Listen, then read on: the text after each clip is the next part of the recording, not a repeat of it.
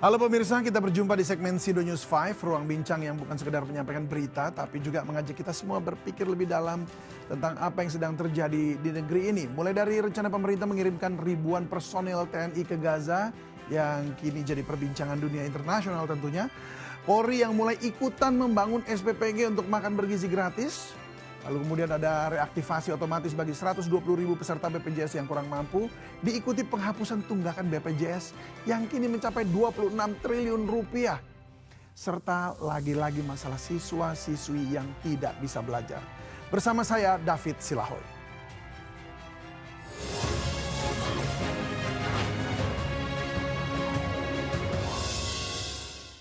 Indonesia siap mengerahkan 5.000 hingga 8.000 prajurit TNI ke Gaza. Dan pengerahan ini katanya untuk misi perdamaian. Kepala Staf TNI Angkatan Darat Jenderal Maruli Simanjuntak mengatakan pasukan yang akan diberangkatkan ke Gaza sudah mulai berlatih. Dan Maruli memperkirakan jumlah pasukan yang diberangkatkan ke Gaza mencapai 1 brigade. Itu antara 5 hingga 8.000 prajurit. Namun soal keberangkatan dan kepastian penugasan, Maruli menyerahkan ke tingkat komando yang lebih tinggi. Ya, itu kan masih terus berjalan ya. Jadi kan kami menunggu dari hasil koordinasi ke yang mengkoordinir di Gaza. Nanti ke Mabes TNI nanti ke Mabesat memerlukan personil yang berkarakter apa. Nanti kami siapkan, gitu begitu. Tapi persiapannya sudah jalan, sudah mulai berlatih orang-orang yang kemungkinan kan kita nanti kan jadi perdamaian. Jadi berarti besi jenih, kesehatan yang seperti itu kami siapkan.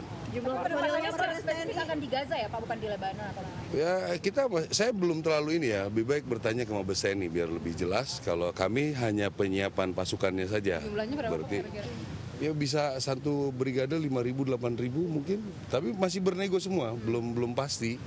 Jadi belum ada kepastian angka sampai sekarang. Gitu. Tapi tahun ini pelibatan TNI dalam ya belum bisa saya pastikan karena saya tidak ikut itu, saya bagian penyiapan. Ya. Oke. Pelibatan TNI dalam pemberantasan terorisme itu seperti apa? Apakah disampaikan oleh pemerintah? Itu biar saja nanti dari Mabes TNI ya, Mabes TNI dari Kemhan biar. Kalau kami kan masih pembinaan Angkatan Darat, jadi kita tidak mengikuti detail apa yang. Ya, yang dipertanyakan dunia internasional kan ketika dikirim ke sana sementara kita tidak punya hubungan diplomatik, lalu harus berkoordinasi dengan Israel tentunya. Nah, ini akan seperti apa? Baik, Presiden Prabowo Subianto meresmikan juga SPPG Polri di Palmerah, Jakarta. Dan selain itu Presiden juga sekaligus meresmikan gudang ketahanan pangan. Presiden Prabowo Subianto tiba di SPPG Polri dan gudang ketahanan pangan di Palmerah, Jakarta pukul 9 waktu Indonesia Barat tadi. Dan Kapolri Jenderal Listio Sigit Prabowo mendampingi Presiden Prabowo Subianto. Agenda utama Presiden yakni meresmikan 1.179 SPPG serta 18 gudang ketahanan pangan Polri. Wah, ini jumlahnya banyak sekali. Dalam sambutannya Presiden menyatakan dirinya puas karena salah satu institusi negara ikut berinisiatif untuk mengembangkan SPPG. Selain Kapolri, sejumlah pejabat juga hadir diantaranya Menko Polkam Jamari Caniago, Menko Pangan Zulkifli Hasan, Menko PMK Pratikno, serta Kepala BGN Dadan Hindayana.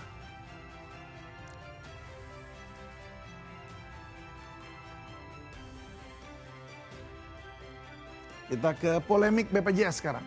Polemik status kepesertaan BPJS Kesehatan yang tiba-tiba nonaktif memicu gelombang protes di masyarakat. Pemerintah dan BPJS Kesehatan pun memastikan 120.000 peserta BPJS kurang mampu dan yang mengidap penyakit kronis atau katastrofik akan dapat reaktivasi otomatis. Nah, pemerintah memastikan 120.000 peserta BPJS PBI atau BPJS bagi warga kurang mampu yang mengidap penyakit katastrofik atau penyakit kronis akan mendapat reaktivasi secara otomatis. Mereka tidak perlu melakukan pengurusan administrasi yang rumit lagi.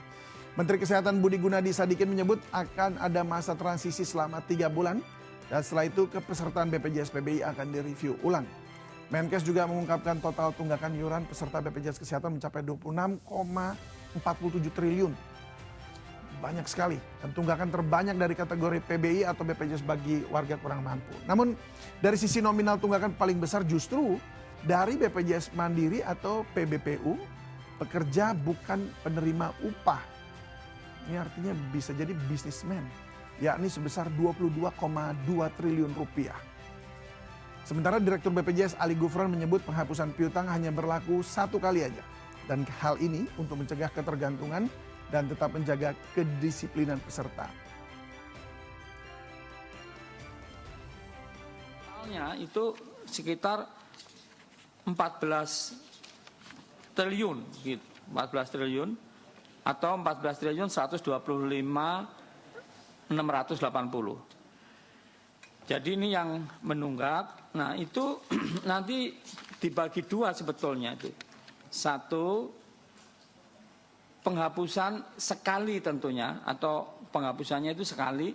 Nah, yaitu PBPU beralih yang menjadi PBIJK itu. Dia dulu mandiri, ya. Lalu nggak mampu terus masuk, seperti yang Kemensos itu masuk ke sini. Nah itu PBIJK akhirnya itu kita hapus kalau dia menunggak iuran. PBPU beralih menjadi PBU Pemda. Lalu PBPU nonaktif ya, kelas 3 karena dia memang nggak mampu. Nah bila kemudian hari menunggak lagi, maka tunggakannya ini harus dibayar untuk aktif kembali. Ya, Menteri Kesehatan Budi Gunadi Sadikin mempersiapkan skema untuk menghapus tunggakan iuran para peserta BPJS Kesehatan. Budi menyebut total tunggakan seluruh peserta mencapai 26,47 triliun rupiah. Menteri Kesehatan Budi Gunadi Sadikin mempersiapkan skema untuk menghapus tunggakan iuran para peserta. Budi menyebut di awal 2026 ini pihaknya menemukan data 63 juta peserta BPJS nonaktif karena memiliki tunggakan iuran atau karena mutasi keluar. Budi menyebut total tunggakan seluruh peserta mencapai 26,47 triliun rupiah. Dan Menkes menyebut kebijakan penghapusan tunggakan BPJS ini sudah sampai ke Kemensetnek dan tengah menunggu untuk disetujui. Dan DPR ingin benar-benar melayani masyarakat agar layanan kesehatannya tidak berhenti, khususnya untuk penyakit katastrofik. Walaupun yang ramai kemarin adalah cuci darah, sebenarnya banyak layanan-layanan lain yang sifatnya katastrofik. Katastrofik ini artinya kalau kita hentikan saja, bisa sehari, seminggu, atau sebulan, itu konsekuensinya nyawa. Nah, kita sudah mengidentifikasi Kementerian Kesehatan dan BPJS yang datanya mudah-mudahan direkonsiliasi cepat dengan Kemensos ya Pak Ali Gufron ya.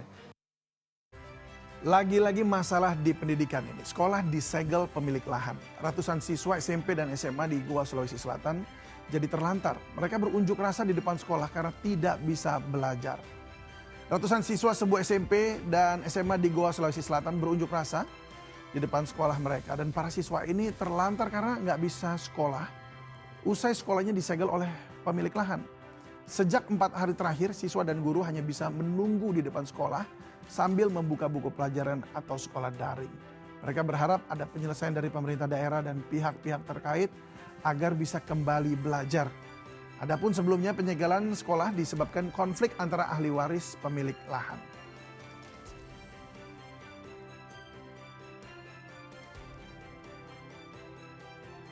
Ya, di balik setiap kebijakan ada konsekuensi dan di balik setiap headline ada harapan publik yang tidak boleh diabaikan.